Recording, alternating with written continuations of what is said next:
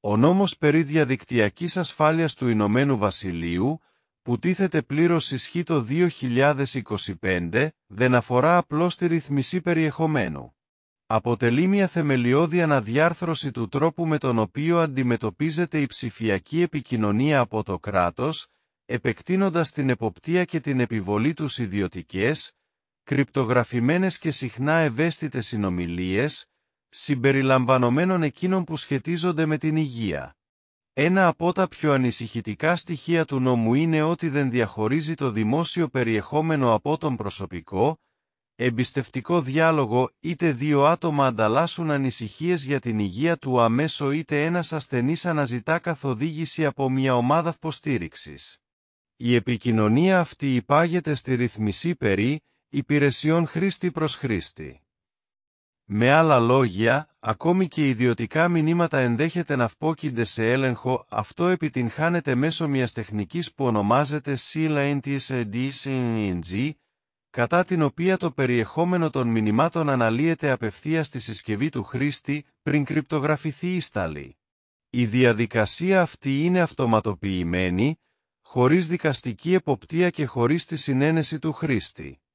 Αν και επισήμως στοχεύει στην καταπολέμηση της παιδικής κακοποίησης και της τρομοκρατίας, η τεχνολογία επιτρέπει τον έλεγχο κάθε μορφής περιεχομένου, συμπεριλαμβανομένων συνομιλιών για ασθένειες, ψυχική υγεία, σεξουαλική ευεξία ή χρόνιες παθήσεις. Το αποτέλεσμα δεν είναι απλώς νομική υπέρβαση, αλλά κίνδυνος για τη δημόσια υγεία. Το Εθνικό Σύστημα Υγείας του Ηνωμένου Βασιλείου είναι γνωστό ότι βρίσκεται σε ιδιαίτερα δύσκολη κατάσταση, με περιορισμένη διαθεσιμότητα ραντεβού και μεγάλου αχρόνους αναμονής.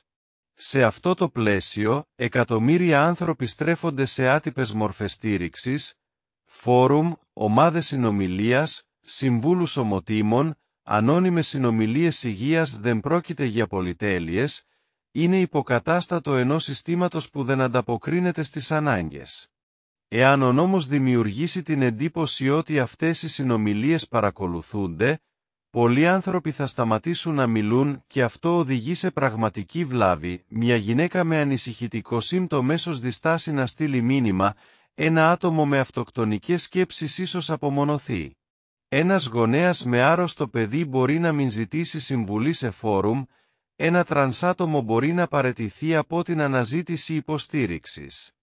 Αυτές δεν είναι υποθέσεις, είναι ήδη γνωστές επιπτώσεις σε κοινωνίες με αυξημένη ψηφιακή επιτήρηση. Ο νόμος αυτός δημιουργεί ένα κλίμα σιωπής, εκεί ακριβώς όπου απαιτείται εμπιστοσύνη. Η επικοινωνία για θέματα υγείας βασίζεται στην αίσθηση ασφάλειας και εμπιστευτικότητας και στην πεποίθηση ότι κανείς τρίτος δεν παρακολουθεί. Όταν αυτή η πεποίθηση καταρρέει και η συμμετοχή στη δημόσια υγεία, ιδίως για τα πιο ευάλωτα άτομα. Το να επιτρέπει μια φιλελεύθερη δημοκρατία ένα τέτοιο πλαίσιο δεν είναι απλώς πολιτικό λάθος, είναι σοβαρή παράβαση της ηθικής και της υποχρέωσης απέναντι στο κοινό. Κανένας νόμος που οδηγεί τους ανθρώπου άστο να φοβούνται να μιλήσουν για την υγεία τους, δεν μπορεί να ισχυριστεί ότι τους προστατεύει. Εάν όλα αυτά σας προκαλούν ανησυχία, εάν αισθάνεστε ότι η χώρα σας μετατοπίζεται προς μια μη φιλελεύθερη κατεύθυνση, τότε η ελληνική δημοκρατία σας καλωσορίζει θερμά. Αν είστε επαγγελματίας υγείας ή άλλος ειδικευμένος επιστήμονας και επιθυμείτε να ζήσετε και να εργαστείτε στην Ελλάδα, παρακαλούμε απευθυνθείτε στο πλησιέστερο ελληνικό προξενείο ή στο προξενικό τμήμα της Πρεσβείας της Ελλάδος στο Λονδίνο. Σας ευχαριστούμε. Κυρίες και κύριοι, ο Εθνικός Ύμνος. Mesdames et messieurs, l'hymne national grec. Ladies and gentlemen, the Greek national anthem.